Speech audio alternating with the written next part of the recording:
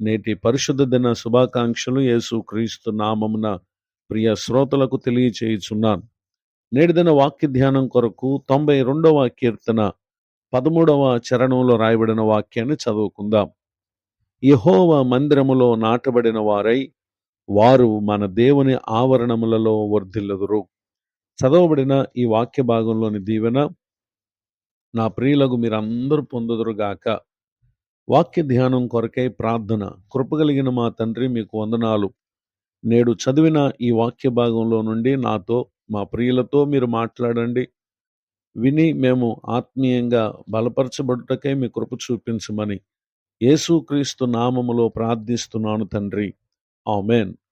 చదవబడిన ఈ వాక్య భాగంలో కీర్తనకారుడు ఒక వ్యక్తి తన జీవితంలో నిజముగా వర్ధిల్లాలి అని అంటే మందిరములో నాటబడినటువంటి అనుభవం చాలా ప్రాముఖ్యమైంది. అనగా దేవుని సన్నిధి, దేవుని వాక్యము, దేవుని గూర్చినటువంటి స్తుతి, సహవాసము, ఇలాంటి అనేక అనుభవాలు మనము అనుభవించటానికి, బలపరచబడటానికి కారణమై ఉంది దేవుని మందిరం. అట్టి దేవుని మందిరంలో ఎవరైతే నాటబడతారో వారు నిశ్చయముగా వర్ధిల్లుతారు అనేటటువంటి విషయాన్ని మనం చూస్తున్నాం. వర్ధిల్లుట అంటే ఇహమందు మన ప్రతి అవసరం తీర్చబడుతుంది.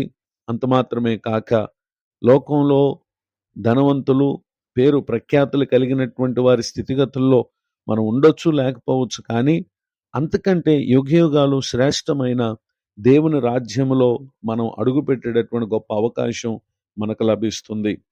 పరిశుద్ధ గ్రంథంలో రాయబడినటువంటి ఒక సంఘటన మనం పరిశీలన చేసినట్లయితే మొదటి సమూయేలు గ్రంథము 1వ అధ్యాయము 24వ వచనంలో రాయబడిన వాక్యాన్ని చదువుదాం.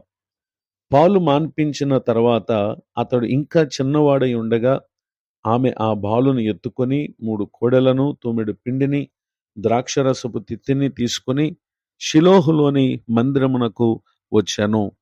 చదవబడినటువంటి ఈ వాక్య భాగంలో హన్న సమూయేలును దేవుని మందిరమునకు తీసుకొని వచ్చుటను ఇక్కడ మనం గమనించగలం. అంత మాత్రమే కాక 28వ వచనంలో, కాబట్టి నేను ఆ బిడ్డను యెహోవాకు ప్రతిష్ఠించుచున్నాను, తాను బ్రతుకు దినములన్నిటను వాడు యెహోవాకు ప్రతిష్ఠితుడని చెప్పాను. అప్పుడు వాడు యెహోవాకు అక్కడనే మ్రొక్కెను అనేటటువంటి మాటను ఇక్కడ మనం చూస్తూ ఉన్నాం. సమూయేలును ఆ తల్లి దేవుని మందిరమునకు ప్రతిష్ఠించినటువంటి విషయాన్ని ఇక్కడ మనం గమనించగలం. అయితే ఈ సమూయేలు ఆ మందిరములో ప్రతిష్ఠింపబడినటువంటి వ్యక్తిగా ఉండి 18వ వచనంలో బాలుడైన సమూయేలు నారతో నేయబడిన ఎఫోదు ధరించుకొని యెహోవాకు పరిచర్య చేయుచుండెను అనేటటువంటి మాటను మనం చూస్తున్నాం. అంత మాత్రమే కాక 21వ వచనం రాయబడినటువంటి 2వ వాక్య భాగంలో బాలుడగు సమూయేలు యెహోవా సన్నిధిని ఉండి ఎదుగుచుండెను అనేటటువంటి విషయాన్ని కూడా మనం చూస్తూ ఉన్నాం. ఆ తర్వాత 26వ వచనంలో రాయబడినటువంటి వాక్యంలో బాలుడగు సమూయేలు ఇంకను ఎదుగుచు యెహోవా దయందును మనుషుల దయందును వర్ధిల్లుచుండెను అనేటటువంటి మాటను ఇక్కడ మనం చూస్తూ ఉన్నాం. అలానే 3వ అధ్యాయం 1వ వచనంలో బాలుడైన సమూయేలు ఏలీ ఎదుట యెహోవాకు పరిచర్య చేయుచుండెను అనేటటువంటి విషయాన్ని మనం చూస్తున్నాం.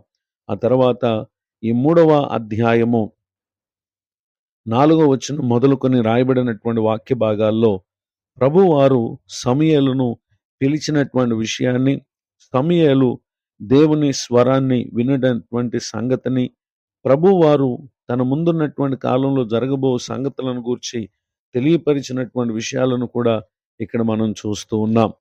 భూ సంబంధమైనటువంటి పరిస్థితుల్లో, అనగా సాధారణంగా ఒక వ్యక్తి లోకంలో ఉండేటటువంటి జీవన విధానంలో సమూయేలు ఉన్నప్పటికీ అతడు దేవుని మందిరములో ఒక ప్రత్యేకింపబడినటువంటి వ్యక్తిగా ఉన్న కారణమే అతడు ఎదుగుచు యెహోవా దయలో, మనుషుల దయలో వర్ధిల్లినటువంటి విషయాన్ని ఇక్కడ మనం గమనించగలం. అంత మాత్రమే కాక ఈ సమూయేలు ఇశ్రాయేలు ప్రజలకు దైవజనుడు అయినటువంటి సంగతిని కూడా దేవుని యొక్క వాక్యం మనకు తెలియచేస్తా ఉంది. ఆయనను గూర్చి 99వ కీర్తన 6వ చరణంలో రాయబడిన 2వ వాక్య భాగంలో ఆయన నామమును బట్టి ప్రార్థన చేయవారిలో సమూయేలు ఉండెను అని ఇక్కడ జ్ఞాపకం చేస్తా ఉన్నారు. నిజమే, గొప్ప ప్రార్థనా పరునిగా సమూయేలు గారిని ఇక్కడ మనం చూస్తూ ఉన్నాం.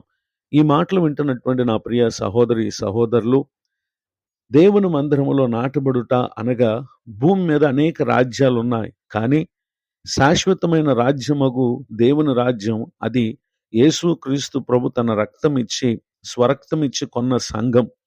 ఎవరైతే మారు మనసు పొంది పాపక్షమాపణ నిమిత్తం బాప్తీసం తీసుకుని రక్షించబడి పరిశుద్ధాత్మ నడిపింపులో ఎవరైతే ఈ భూమి మీద కొనసాగుతారో వారు దేవుని మందిరంలో నాటబడినటువంటి వ్యక్తులు.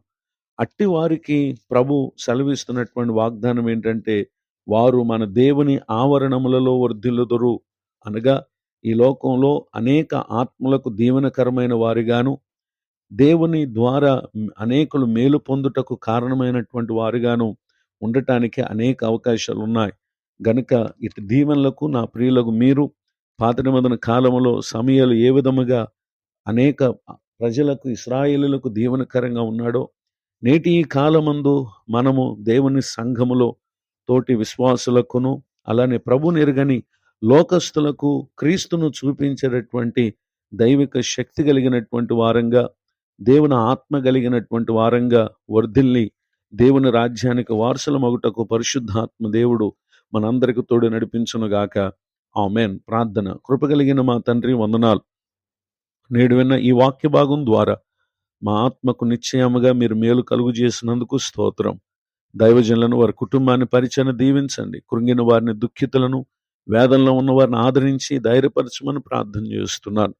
మరొక నూతన సంవత్సర దయాకిరీటాన్ని దినం పొందిన మా ప్రియులను కూడా మీరు దీవించండి.